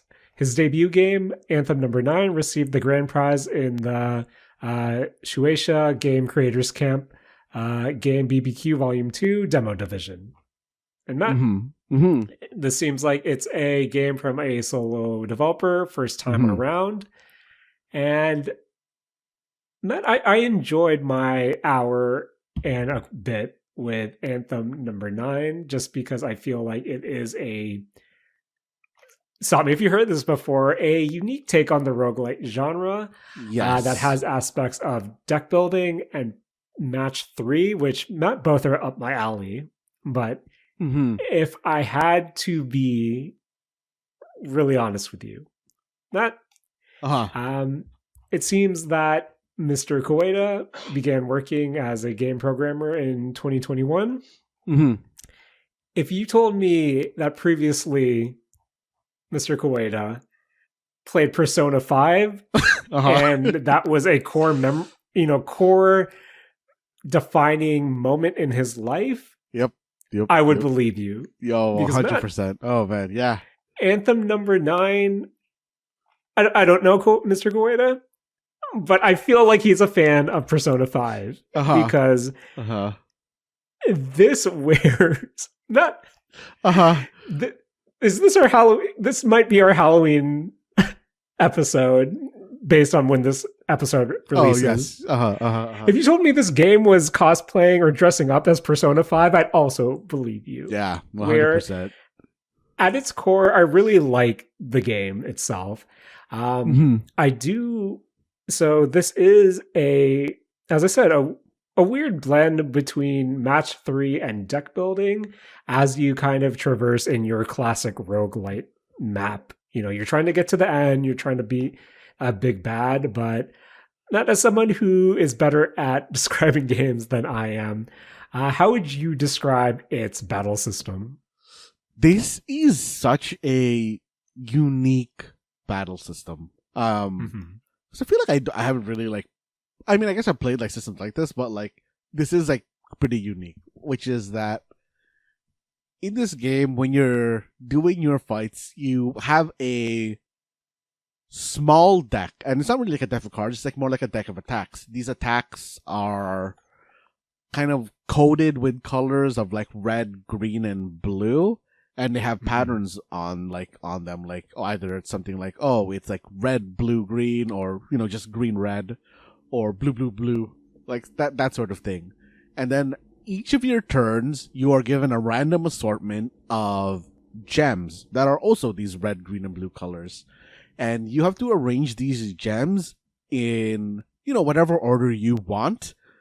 But when you arrange these gems, every time you can match the order of these gems to the order that is on a card in your active deck, you are able to use that card's attack, basically.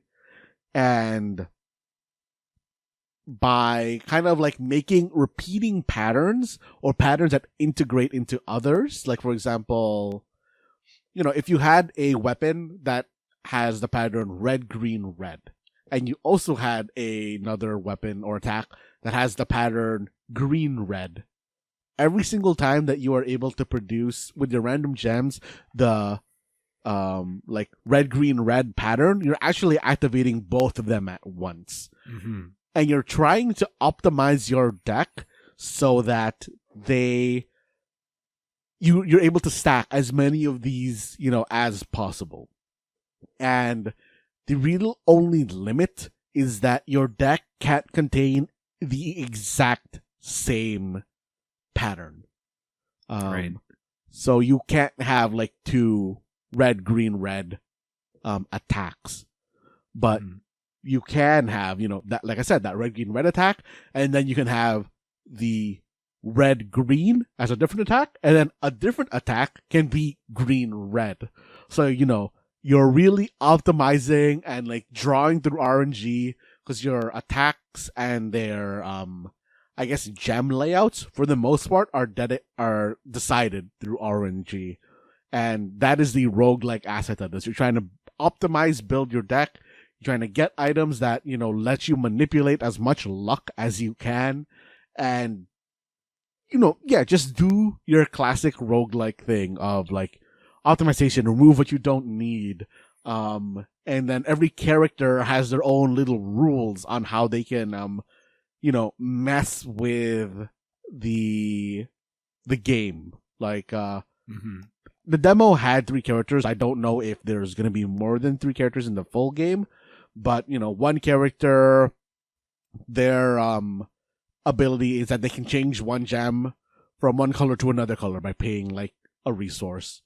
A different character, their gems, their passive ability makes it so that the gems that you create can be 2 gems at once. And then your resource spending lets you break those gems into separate gems if you don't want to, have them in that order. And then the last character can use their resource to expend gems to get buffs for their attacks, defense, and do stuff outside of the actual gem crafting or gem patterning portion for gems that you don't need as a part of your pattern. And I don't know, it's a very interesting system, and I don't know about you, Jaren. I haven't been able to create that truly optimized deck yet. No, definitely not yet. But there's something, I don't know, there's something really addictive about the game, Matt, where I think every time I've done a run in the demo, I've, got to the end where I did see a few criticisms that the demo leans towards the easier side, which, Matt, I'm all for. But at the same time, I can definitely see as you progress in the game, as you go down different routes, it can be a bit harder. But for now, I think this is a really accessible demo that really lets you get to know the game mechanic itself. And I don't know, there's just something about it where I liked trying all the different characters and stacking, trying to make my combos run and, seeing what works, seeing what doesn't. But at the same time, Matt, I can't get past the fact that I feel like this game wants to be a Persona game, or specifically a Persona 5 game at its heart, where... No, sorry, go on. Jared, I just want to say, like, for how Persona E it's being, I adjacently wish that during the kind of pattern matching part of the game, I wish so badly that wasn't timed. Because there's so many parts in this game where, kind of just like how Persona is, the layout is like fucking crazy. And there's so much stuff going on screen that you want to read stuff, but with that timer, like 30-second timer for your turn, you just don't really have that opportunity. I know you can like pause it, but I don't know, like that's even not as good as I'd want it to be. Like there's a lot of small things in this game that like really annoy me, that it being done by a, first time programmer, or not first time programmer, but like, it's like the first major game. There's so many things here that I really wish that could change, because like I think the mouse controls in this game are like miserable. I don't know if not miserable, but like they're really, really clunky. There's like a lot of times where the mouse gets stuck. I had to switch to controller. Yeah. And there's a lot of times when there's information I wish was available to me that I just can't see from the screen I'm on. And I don't know, there's a lot of like small nitpicky things that kind of annoy me enough that it makes like the loop not fun, or it annoys me to play sometimes. But the base of this game is very, very like interesting to me. Like I know I keep harping on the Persona aspect. I just think it's really blatant. Not enough that it's a deal breaker, but one of those. This feels illegal in a way, but that aside, like this is like Pal World almost. Where Matt, I do agree. This of the demos I've played, not even of this Steam Next Fest, but just all the demos I played this year. I think this is one of those games where I want it to succeed. Sure, this might be marketing, but seeing that blurb, seeing this is a solo developer, this is their first major game, the fact that they're past the age of 30, that does something to my heart. Jared, if I ever make a game, I'm definitely throwing one of those blurbs in there.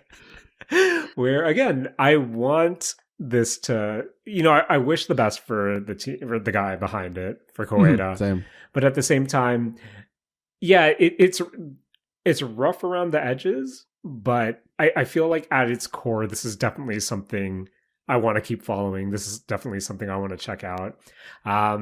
Even if I'm saying this is blatantly Persona, I don't know. I still feel like it's going for it. And I do like the look of it overall. But I hope that it just gets ironed out. I also wish that, sure, I could probably go onto like the Steam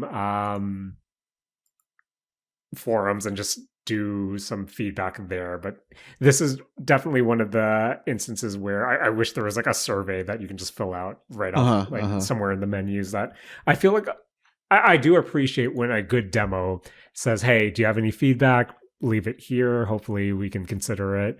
But yeah, this left a strong impression on me after I played it. I want to play more. But yeah, I'm hoping that it's a lot more polished by the time it comes out, because Matt, it says planned release date 2025, and I think part of me thinks that this needs, especially if it's just one guy behind it, a bit more time in the oven, but something I would want to sink my teeth into when it does come out. But Matt, Jen, before we get away from Anthem number 9, I want to ask you, who's your go-to character? Matt, we've been friends for 2 decades now, more or less. Uh-huh. Matt, who do you think my go-to character is? I mean, I just assume it's Rubit. Matt, you know me too well. Girl character, and she's easier to play than Benny. She is definitely easier to play as Benny. Cowboy guy who, Matt, what's his name? Fanny? Yes. Even Fanny's character design Jaren feels illegal to me. Yeah. I feel like I've seen him in an anime before. Fanny's Hugo. And also, his name being Fanny, one, really good because butts, but also two, like, come on, like, how are you gonna name your Phantom Thief character Fanny? Oh man. Also, I like Fanny because he's like the best built character that I've been able to make. Matt, this game is blatant. This game is blatant, but I think that's part of the charm. I think that's part of the charm. Yeah. This is just Pal World 2. I'm into it. Matt, I'm into it. Just like I was, more or less into all the demos I've checked out. Again, more demos I downloaded that I didn't check out that I actually did, but another strong Steam Next Fest. And I feel like every time we do these episodes, I come out of them really excited about the indie game space at the very least, because I do feel, especially in 2025, this is the space I get most, this is the gaming space I get most excitement from. But this was the another Steam Next Fest episode, a pretty beefy boy, but we can't end our beefy boy episodes just yet without doing a Don't Match Me challenge. Of course, every week here on the Don't Match Me challenge, we bring to you, our friends listening, 5 questions, and all you have to do is come up with an answer that doesn't match at least my own. That's the easy mode. But if you want a bit more of a challenge, all you have to do is also not match Matt's answer as well. And of course, since this is an audio journal of us, for us, by us, if you come across a question you might not know the answer to, feel free to pause it, look it up, and come back to us and hope that the answer you pulled up doesn't match our own. And Matt, even though this wasn't really a Halloween episode, this does come out right before Halloween. So of course, Matt, I gotta hit you up with another Don't Match Me Halloween adjacent challenge. Yeah, okay. And Matt, let's start right off the bat. Something that can be pretty, Matt, the first one's usually a gimme. So hopefully you're able to name something you typically find in a haunted house attraction. Whether this be in a theme park or at your local school culture fest, name something you typically find in a haunted house attraction. In 5, 4, 3, 2, 1, Matt, if you said blood, you're out. Ooh. Jaren, I went with something that can create blood, or, is usually covered in fake blood. I went with a chainsaw prop. Oh, Matt, good answer. Good answer. Matt, if you think anime haunted house attraction, what's the first thing that pops into your mind? Ooh, honestly, Jared, I specifically just think about it in a school, so I think of the school sliding door. Good answer, Matt. But question 2, Matt, we might be too old for it, but name a Halloween treat you can get while trick-or-treating. Ooh. Name a Halloween treat you can get when trick-or-treating. Jared, are we going like just like generics here, or how specific you want to go? Matt, up to you. Up to you, okay, as long as you don't match me.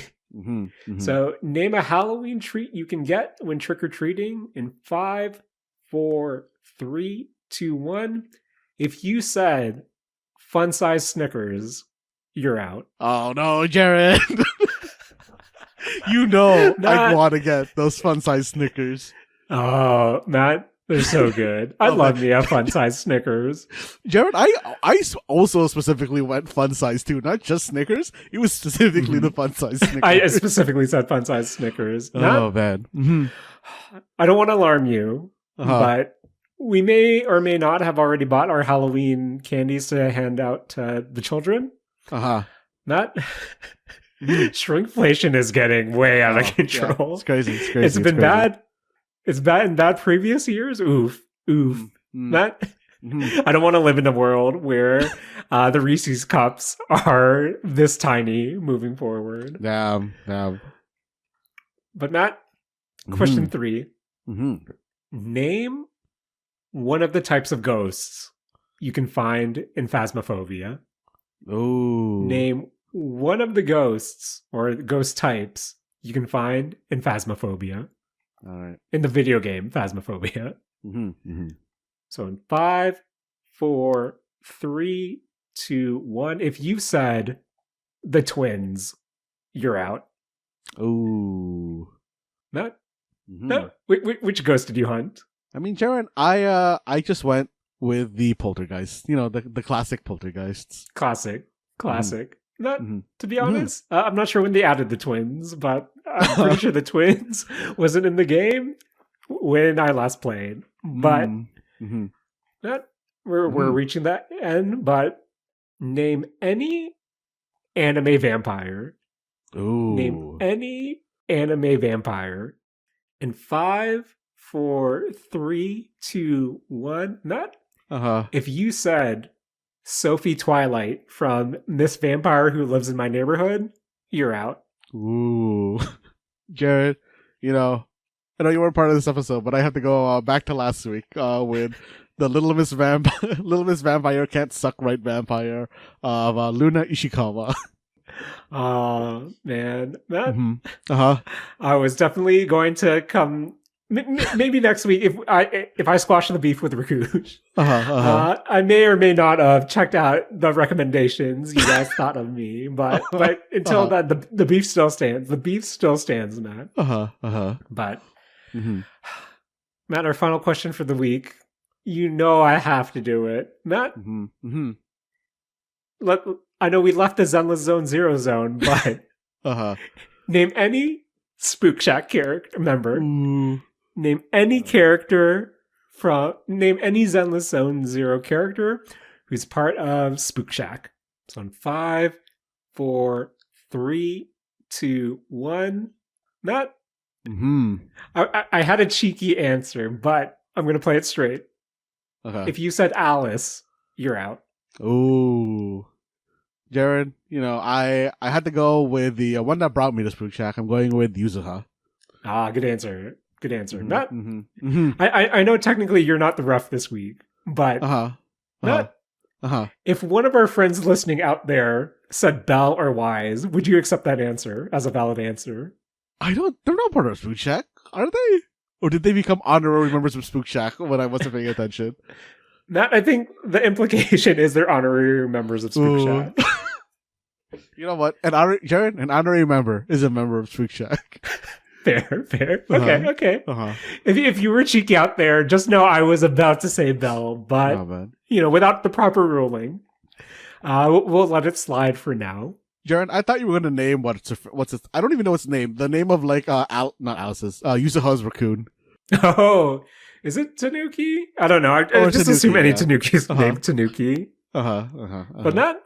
I would have accepted that answer as well. But once again, we had a beefy Steam Next Fest, and that means another beefy boy episode here in the Mistake Zone. As always, I want to thank my best friend Matt Alba for joining me this week, checking out some demos, and of course, editing this podcast. Thanks, Matt. Thanks, man. Of course, Jared, I want to thank you for hosting this podcast and, alerting me of the Persona-esque, the very Persona Anthem number 9. Okay. Matt. It's so blatant. It's so blatant. Oh, man. But yeah, Matt, I don't want to thank Rakush. Be still on. No. Maybe until next week. But Matt, I want to thank blatantly wearing your inspirations on your sleeve. But Matt, take it away. This has been the Mistake Zone, and we're all out of Nintendo vouchers.